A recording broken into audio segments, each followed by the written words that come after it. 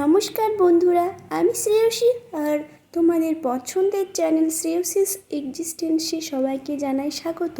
তোমরা ভাবছো এটা কী করছে আসলে মা? এটা আসলে কালকে আর কি 14টা শাক খেতে হয়, আমি ঠিক জানি না কেন। তো সেই জন্যই আর কি তিনি আগে থেকেই তুলে রাখছেন, কারণ এখানে খুব সহজে শাক পাওয়া যায় না, সেই কারণেই হয়তো।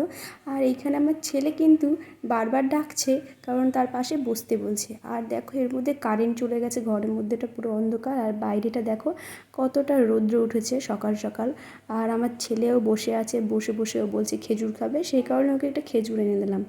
তো তারপরে এই দেখো আমাদের মুরগির কিন্তু অনেক সুন্দর সুন্দর কিউট বেবি হয়েছে, তো সেইগুলোই দেখালাম। আর এই দিকে দেখো আমাদের মাচান থেকে রাস্তাটার দূরত্ব।